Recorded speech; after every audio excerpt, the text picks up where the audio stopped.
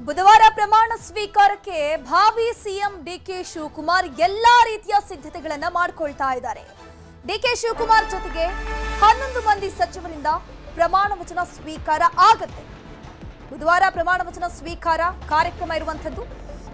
DK Shivakumar ಜೊತೆಗೆ ಒಟ್ಟು 11 ಮಂದಿ ಸಚಿವರಿಂದ ಪ್ರಮಾಣ ವಚನ ಸ್ವೀಕಾರ ಆಗುತ್ತೆ. ಇಂದು ಸಂಜೆಯೇ 11 ಮಂದಿಯ ಹೆಸರು ಫೈನಲ್ ಆಗಲಿದೆ. ಇಂದು ಪಟ್ಟಿಯ ಜೊತೆಗೆ ದೆಹಲಿಗೆ ಹೋಗ್ತಿದ್ದಾರೆ ಡಿಕೆ ಶಿವಕುಮಾರ್. ಅಲ್ಲಿ ಹೋಗಿ ಪಟ್ಟಿಯನ್ನ ವರಿಷ್ಠರ ಮುಂದಿಟ್ಟು ಒಂದಷ್ಟು ವಿಚಾರಗಳ ಬಗ್ಗೆ ಚರ್ಚೆ ಆಗುತ್ತೆ. ವರಿಷ್ಠರ ಜೊತೆಗೆ ಚರ್ಚಿಸಿ ತೀರ್ಮಾನವನ್ನ ಮಾಡಲಿದ್ದಾರೆ ಡಿಕೆ ಶಿವಕುಮಾರ್. ನಿಯೋಜಿತ ಸಿಎಂ ಮನೆಗೆ ಸಚಿವ ಸ್ಥಾನ ಆಕಾಂಕ್ಷಿಗಳು ಪರೇಡ್ ಅನ್ನು ನಡೆಸ್ತಾ ಇದ್ದಾರೆ. ಸತತವಾಗಿ 2 ದಿನಗಳಿಂದಲೂ ಸಚಿವಾಕಾಂಕ್ಷಿಗಳು ಡಿಕೆಶಿ ಮನೆಗೆ ಬರ್ತಾ ಇರುವಂತದ್ದು. ಡಿಕೆ ಶಿವಕುಮಾರ್ ಭೇಟಿಗೆ ಮಾಜಿ ಸಚಿವರು, ಶಾಸಕರು ಎಲ್ಲರೂ ಕೂಡ ಬರ್ತಾ ಇದ್ದಾರೆ. ಪ್ರಿಯಾಂಕ್ ಖರ್ಗೆ, ಸಂತೋಷ್ ಲಾಡ್, ಕೆಎಚ್ ಮುನಿಯಪ್ಪ, ಮಧು ಬಂಗಾರಪ್ಪ ಕೂಡ ಭೇಟಿಯನ್ನ ಕೊಟ್ಟಿದ್ದಾರೆ. ಗಣೇಶ್ ಹುಕ್ಕೇರಿ, ಬಂಗಾರಪೇಟೆ ನಾರಾಯಣಸ್ವಾಮಿ ಕೂಡ ಭೇಟಿ ಕೊಟ್ಟಿರೋದು. ಡಿಕೆಶಿ ಸಂಪುಟ ಸೇರೋಕೆ ಆಕಾಂಕ್ಷಿಗಳು ಭಾರಿ ಸರ್ಕಸ್ ಅನ್ನ ಮಾಡ್ತಿದ್ದಾರೆ. ಒಂದಷ್ಟು ಜನ ತಮ್ಮ ಈಗಿರುವಂತಹ ಸಚಿವ ಸ್ಥಾನವನ್ನ ಉಳಿಸಿಕೊಳ್ಳೋಕೆ ಸರ್ಕಸ್ ಅನ್ನ ಮಾಡ್ತಾ ಇದ್ರೆ, ಇನ್ನ ಕೆಲ ಶಾಸಕರು, ಇನ್ನ ಕೆಲ ಮಾಜಿ ಸಚಿವರು ನಮಗೂ ಕೂಡ ಸಚಿವ ಸ್ಥಾನವನ್ನ ಕೊಟ್ಟು ಬಿಡಿ, ನಿಮ್ಮ ಸಂಪುಟದಲ್ಲಿ ನಾವು ಕೂಡ ಇರ್ತೀವಿ. ಅದಕ್ಕೋಸ್ಕರ ಇವತ್ತು ಡಿಕೆ ಶಿವಕುಮಾರ್ ಅವರ ನಿವಾಸಕ್ಕೆ ಮಾಜಿ ಸಚಿವರು, ಹಾಲಿ ಸಚಿವರು, ಅದರ ಜೊತೆಗೆ ಶಾಸಕರುಗಳು ಕೂಡ ಪರೇಡ್ ಅನ್ನ ನಡೆಸ್ತಾ ಇದ್ದಾರೆ. ಬ್ಯಾಕ್ ಟು ಬ್ಯಾಕ್ ಸಚಿವರುಗಳು ಕೂಡ ಭೇಟಿಯನ್ನ ಕೊಡ್ತಿರುವಂತದ್ದು. ಒಂದಷ್ಟು ಶಾಸಕರು ಕೂಡ ಭೇಟಿಯನ್ನ ಕೊಡ್ತಿದ್ದಾರೆ. ನಿಯೋಜಿತ ಸಿಎಂ ಭೇಟಿಯಾಗಿದ್ದಾರೆ. ಅಶೋಕ್ ಪಟ್ಟಣ್, ಪುಟ್ಟರಂಗ ಶೆಟ್ಟಿ, ಮಧು ಬಂಗಾರಪ್ಪ, ಪ್ರಿಯಾಂಕ್ ಖರ್ಗೆ ಎಲ್ಲರೂ ಕೂಡ ಭೇಟಿಯನ್ನ ಕೊಟ್ಟಿದ್ದಾರೆ.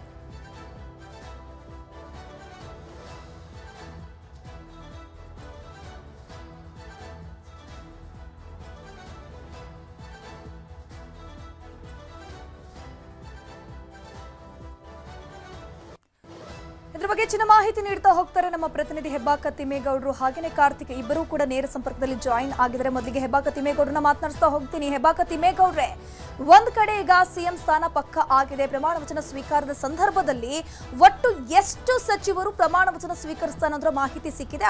ಒಟ್ಟು 11 ಮಂದಿ ಅನ್ನುವಂಥ ಮಾಹಿತಿ ಸಿಗ್ತಾ ಇದೆಯಲ್ಲ, 11 ಮಂದಿ ಯಾರ್ಯಾರು ಅಂತ?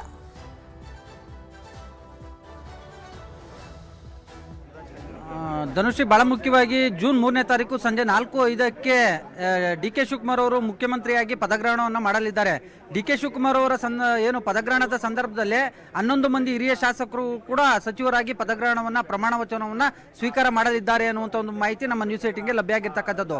ಅದರಂತೆ ಹಿರಿಯ ಶಾಸಕರಾಗಿರ್ತಕ್ಕಂಥ ಮಾಜಿ ಸಚಿವರಾದಂಥ K J George, doctor G Parameshwar, Satish Jarkiholi, Priyank Kharge, M B Patil, Zameer Ahmed Khan, Krishna Byregowda, Lakshmi Hebbalkar, doctor Yathindra Siddaramaiah, ಮತ್ತೊಂದು ಕಡೆಯಾಗಿ ರೂಪಾ ಶಶಿಧರ್ ಅವರು ಕೂಡ 11 ಮಂದಿ ಸಚಿವರಾಗಿ ಪ್ರಮಾಣ ವಚನವನ್ನು ಸ್ವೀಕಾರ ಮಾಡಲಿದ್ದಾರೆ ಅನ್ನುವಂಥ ಒಂದು ಮಾಹಿತಿ ಸದ್ಯಕ್ಕೆ ಲಭ್ಯ ಆಗಿರ್ತಕ್ಕಂಥದ್ದು.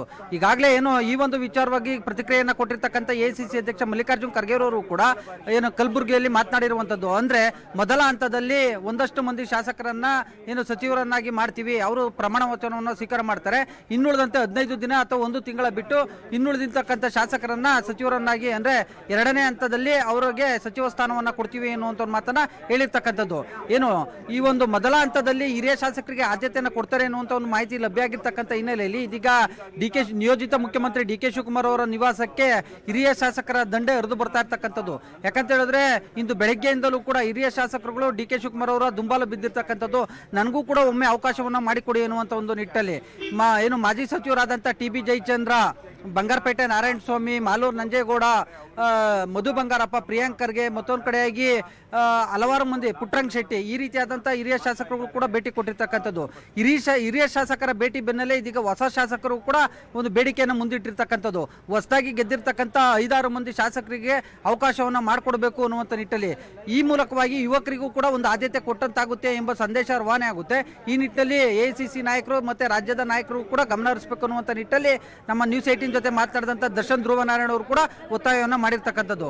ಒಟ್ಟಾರೆ ಹೇಳ್ಬೇಕು ಅಂದ್ರೆ ಏನು ಜೂನ್ 3ನೇ ತಾರೀಕು ಮೊದಲ ಹಂತದಲ್ಲಿ ಹಿರಿಯ ಶಾಸಕರಿಗೆ ಅವಕಾಶವನ್ನ ಮಾಡಿಕೊಡ್ತಾರೆ ಅನ್ನುವಂಥ ನಿಟ್ಟಲ್ಲಿ ಏನು ಚರ್ಚೆ ಆಗ್ತಾ ಇದೆ, ಇದಕ್ಕೆ ಪೂರಕವಾಗಿ ಇದೀಗ ಡಿಕೆ ಶಿವಕುಮಾರ್ ಅವ್ರಿಗೆ ಹಿರಿಯ ಶಾಸಕರು ಒಂದು ರೀತಿ ದುಂಬಾಲು ಬಿದ್ದಿದ್ದಾರೆ ಅಂದ್ರೆ ತಪ್ಪಾಗ್ಲಿಕ್ಕಿಲ್ಲ. ಒಂದ್ ಕಡೆ ಡಿಕೆ ಶಿವಕುಮಾರ್ ಅವರು ಹೊಸ ಶಾಸಕರುಗಳಿಗೆ ಮಣೆ ಹಾಕ್ತಾರೆ ಅನ್ನುವಂಥ ಮಾತುಗಳು ಕೇಳಿ ಬರ್ತಿದೆ, ಅದು ಹೌದಾ? ಇನ್ನೊಂದ್ ಕಡೆ ಈ ಮಾಜಿ ಸಿಎಂ ಸಿದ್ದರಾಮಯ್ಯ ಅವರ ಆಪ್ತ ಬಣದಲ್ಲಿ ಗುರುತಿಸಿಕೊಂಡಿರುವಂತಹ ಕೆಲ ಸಚಿವ ಸ್ಥಾನದ ಮಂತ್ರಿಗಳೇನಿದ್ದಾರೆ ಅವರ ಸ್ಥಾನ ತಪ್ಪುವಂತ ಲಕ್ಷಣಗಳು ಇದೆ ಅನ್ನುವಂಥ ಮಾಹಿತಿ ಕೇಳಿ ಬರ್ತಾ ಇದೆ. ಅದು ಹೌದಾ, ಹೇಗೆ?